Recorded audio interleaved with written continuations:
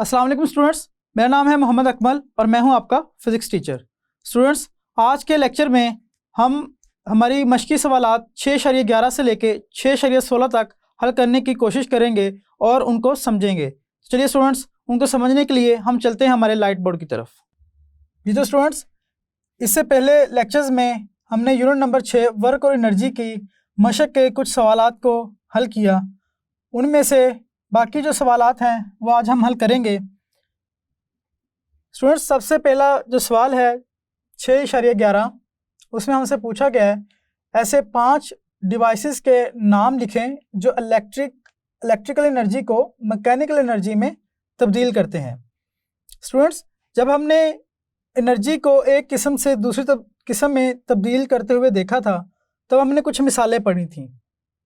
उनको भी हम इस्तेमाल कर सकते हैं जहाँ पे हम इलेक्ट्रिकल एनर्जी को मैकेनिकल एनर्जी में तब्दील कर सकते हैं, और उनमें से कुछ हम यहाँ पे लिखते हैं। सबसे पहला है कि DC motor. Students, DC motor में क्या होता है? डीसी मोटर को हम इलेक्ट्रिकल एनर्जी देते हैं, चाहे वो बैटरी की सूरत में हो या सेल की सूरत में हो, और उससे कोई भी मैकेनिकल एनर्जी हासिल कर सकते हैं। कैसे? फर्ज कीजिए एक कार है, छोटा खिलौना है, उसके अंदर सेल मौजूद है। जब हम उसको चलाएंगे वो उस सेल की एनर्जी को इस्तेमाल करेगा और हरकत करना शुरू करेगा। स्टूडेंट्स, सेल के अंदर जो केमिकल एनर्जी है वो तब्दील होगी इलेक्ट्रिकल एनर्जी में, यानी कि इलेक्ट्रिकल एनर्जी उस गाड़ी को आगे चलाएगी और किस सूरत इख्तियार कर लेगी?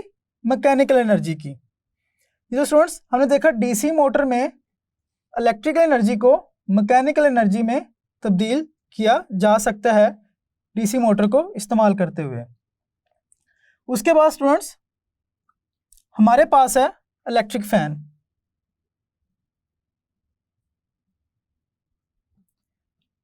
स्टूडेंट्स, हर घर में इलेक्ट्रिक फैन मौजूद है। ये तो स्टूडेंट्स, हर घर में इलेक्ट्रिक फैन मौजूद होता है। आपको पता है कि हम उसे इलेक्ट्रिसिटी देते हैं, यानी कि इलेक्ट्रिकल एनर्जी देंगे और जो फ़ैन है वो घूमना शुरू कर देगा। यानी कि इलेक्ट्रिकल एनर्जी की वजह से उसके पास कौन सी एनर्जी आ गई है? Mechanical energy. जब फ़ैन हरकत कर रहा होगा तो उसके पास मैकेनिकल एनर्जी होगी। तो स्टूडेंट्स, इलेक्ट्रिक फ़ैन भी वो डिवाइस है जिसमें हम इलेक्ट्रिकल एनर्जी को मैकेनिकल एनर्जी में तब्दील करते हैं। उसके बाद स्टूडेंट्स, हमारे पास कौन सी मिसाल है? वॉशिंग मशीन की।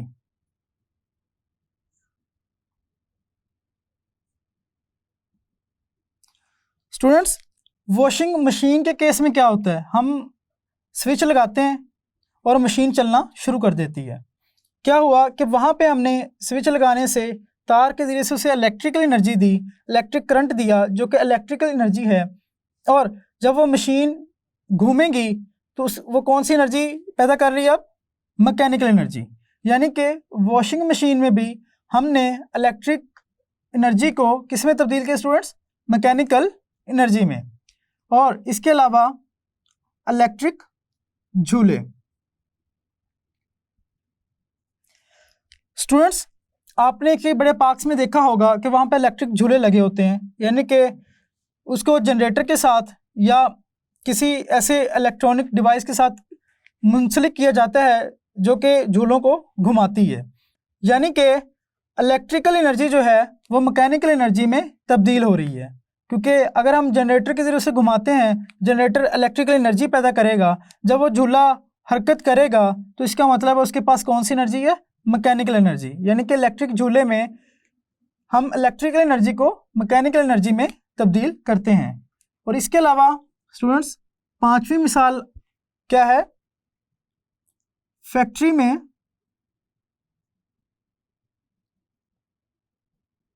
बड़ी मशीनरी। स्टूडेंट्स, फैक्ट्रीज में आपने देखा होगा कि इलेक्ट्रिक एनर्जी को इस्तेमाल किया जाता है और उससे मुख्तलिफ तरह का वर्क लिया जाता है। यानी कि वहाँ पे भी हम इलेक्ट्रिकल एनर्जी को इस्तेमाल करके मैकेनिकल एनर्जी हासिल कर सकते हैं। ये जो स्टूडेंट्स, यहाँ पे हमसे 5 ऐसे डिवाइसेस का, ऐसी चीज़ों का पूछा गया जहाँ पे हम इलेक्ट्रिकल एनर्जी को मैकेनिकल एनर्जी में तब्दील करते हैं। हमने उसमें देखा DC motor, electric fan, washing machine, electric झूले और फैक्ट्री में बड़ी मशीनरी। स्टूडेंट्स, अब आगे वाले सवाल की तरफ चलते हैं। किसी ऐसे डिवाइस का नाम लिखें जो मैकेनिकल एनर्जी को इलेक्ट्रिकल एनर्जी में तब्दील करता है। इससे पहले सवाल में हमसे पूछा गया था इलेक्ट्रिकल एनर्जी को मैकेनिकल एनर्जी में। यहाँ पे पूछा गया है कोई एक ऐसा डिवाइस जिसमें मैकेनिकल एनर्जी इस्तेमाल होती है और पैदा क्या हो रहा है, इलेक्ट्रिकल एनर्जी। स्टूडेंट्स, आपको याद होगा जब हमने फॉसल फ्यूल्स को एक शक्ल से दूसरी शक्ल में किया था, यानी कि फॉसल फ्यूल्स की जो केमिकल एनर्जी थी उसको हमने इलेक्ट्रिकल एनर्जी में बदला था, तो उसके आखिर में हमने देखा था कि हम टरबाइन को घुमाते हैं। स्टीम जो है वो टरबाइन को घुमाएगी, जब टरबाइन घूमेगी उसके पास है मैकेनिकल एनर्जी। टरबाइन के घूमने की वजह से हम इलेक्ट्रिक जनरेटर को चलाएंगे और इलेक्ट्रिसिटी प्रोड्यूस होगी। स्टूडेंट्स, जब इलेक्ट्रिसिटी पैदा हो रही है यानी कि टरबाइन के घूमने से मैकेनिकल एनर्जी इस्तेमाल हुई और जनरेटर के चलने से इलेक्ट्रिकल एनर्जी पैदा हुई, तो हम कह सकते हैं कि एसी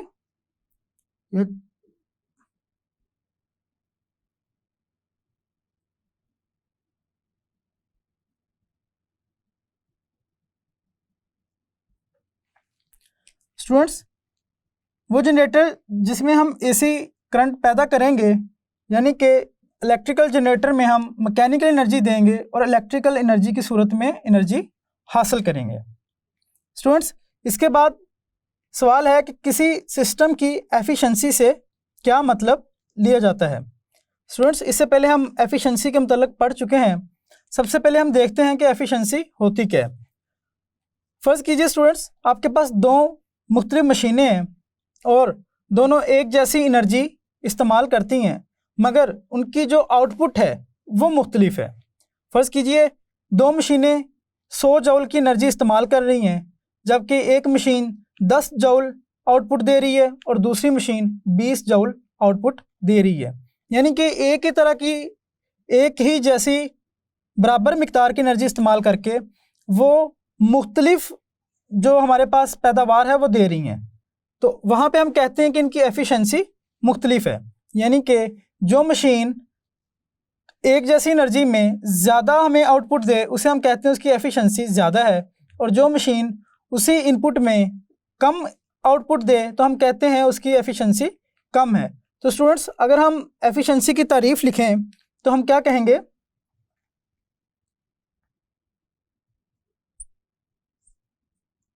किसी सिस्टम की एफिशिएंसी, किसी सिस्टम की एफिशिएंसी उससे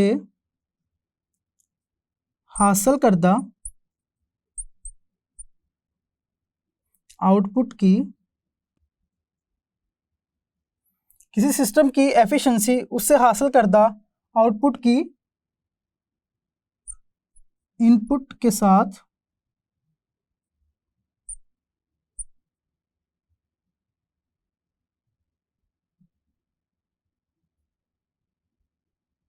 निस्बत है। यानी कि स्टूडेंट्स, एफिशिएंसी क्या है, ये आउटपुट की इनपुट के साथ निस्बत है। यानी कि अगर किसी मशीन की आउटपुट ज़्यादा है तो इसका मतलब है उसकी एफिशिएंसी भी ज़्यादा है, और अगर किसी मशीन की आउटपुट कम है तो इसका मतलब है उसकी एफिशिएंसी भी कम है। इसको हमने उस मिसाल के ज़रिए से समझा, अगर दो मशीनें 100 जूल इनपुट ले रही हों जबकि आउटपुट एक की 10 जूल हो और दूसरी की 20 जूल हो, तो वो मशीन जिसकी आउटपुट ज़्यादा है यानी कि 20 जूल है, हम कहेंगे उसकी एफिशिएंसी भी ज़्यादा है, और वो मशीन जिसकी आउटपुट कम है यानी कि 10 जूल है तो हम कहेंगे उसकी एफिशिएंसी भी कम है। जी तो स्टूडेंट्स, अब अगले सवाल की तरफ चलते हैं। किसी सिस्टम की एफिशिएंसी आप कैसे मालूम कर सकते हैं। स्टूडेंट्स, इससे पहले हमने एफिशिएंसी के बारे में पढ़ा, हमने देखा कि एफिशिएंसी होती क्या है। हमने देखा कि ये एक निस्बत है, एक निस्बत है किसके साथ, आउटपुट की इनपुट के साथ। तो अगर हम स्टूडेंट्स इसको हिसाबी शक्ल में देखें तो हम कह सकते हैं कि एफिशिएंसी बराबर है आउटपुट की निस्बत किसके साथ है स्टूडेंट्स, इनपुट के साथ। यानी कि हम कहेंगे मतलूबा आउटपुट या हासिल करदा आउटपुट किसके साथ निस्बत है? दी गई इनपुट के साथ। जी तो स्टूडेंट्स, हम एफिशिएंसी को फीसद में भी मालूम कर सकते हैं। अगर हमने फीसद में एफिशिएंसी मालूम करनी हो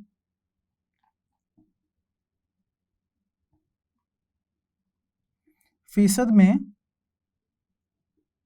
एफिशिएंसी, तो क्या होगी स्टूडेंट्स? मतलूबा आउटपुट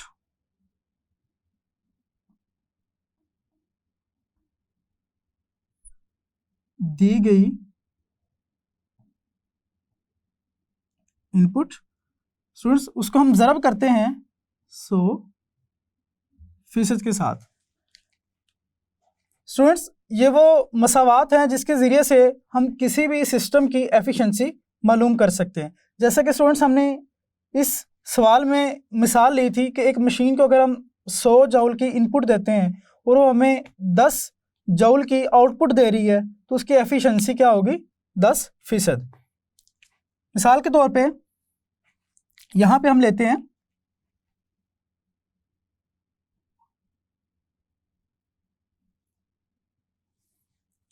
अगर आउटपुट हमारे पास 10 जूल हो और इनपुट 100 जूल हो, स्टूडेंट्स हमारे पास एफिशिएंसी क्या हो जाएगी? आउटपुट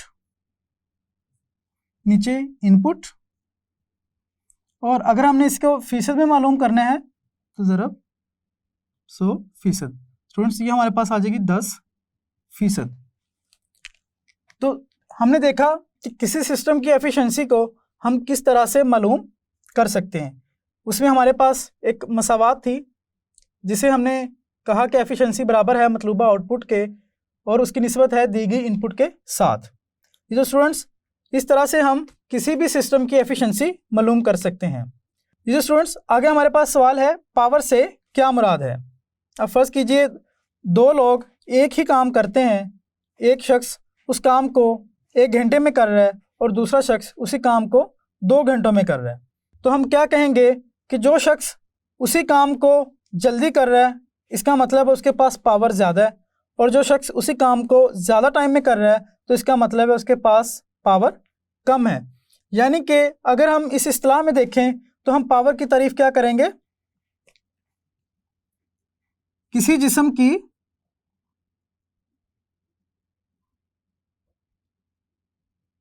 वर्क करने की शरह को क्या कहते हैं स्टूडेंट्स? पावर।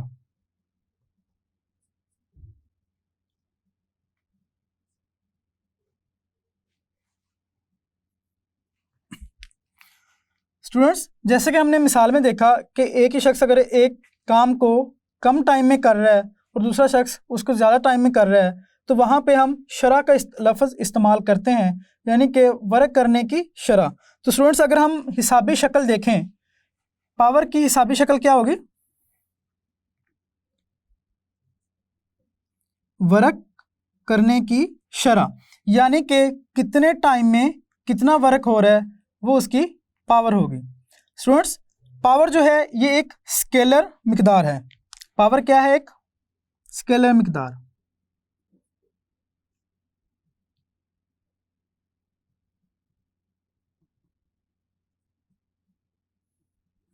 क्यों? क्योंकि वर्क स्केलर है।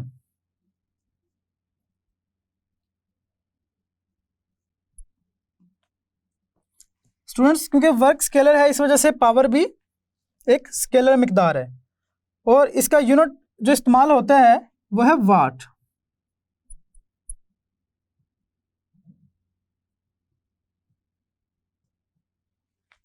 स्टूडेंट्स जो पावर का ऐसा यूनिट है वो कौन सा क्या है? वाट। इसके अलावा इसके इस वाट यूनिट को मज़ीद हम बड़े यूनिट में भी शिफ्ट कर सकते हैं, जैसे कि हमारे पास है किलोवाट, मेगावाट और हॉर्स पावर। स्टूडेंट्स हमारे पास जो 1 किलोवाट होता है ये बराबर होता है 1000 वाट के, तो स्टूडेंट्स जो हमारे पास मेगावाट है ये हमारे पास 10 लाख वाट के बराबर है। और स्टूडेंट्स नेक्स्ट हमारे पास एक और यूनिट है HP, इसे हम कहते हैं हॉर्स पावर। एक हॉर्स पावर बराबर है 740 वाट के। जी तो स्टूडेंट्स हमसे पूछा कि पावर से क्या मुराद है। सबसे पहले हमने समझा कि पावर कहते किसे हैं, तो हमने उसकी तारीफ की कि किसी जिस्म की वर्क करने की शरह को पावर कहते हैं, यानी कि किसी जिस्म की टाइम के लिहाज से वर्क करने की जो ताकत है उसे हम कहते हैं पावर। यानी कि अगर कम टाइम में एक काम एक शख्स कर रहा है तो इसका मतलब उसकी पावर ज़्यादा है। अगर वही काम दूसरा शख्स ज़्यादा टाइम में कर रहा है तो इसका मतलब उसकी पावर कम है। स्टूडेंट्स नेक्स्ट सवाल की तरफ चलते हैं। अगला सवाल है कि वाट की तारीफ कीजिए। इस सवाल में हमने देखा कि वाट है क्या।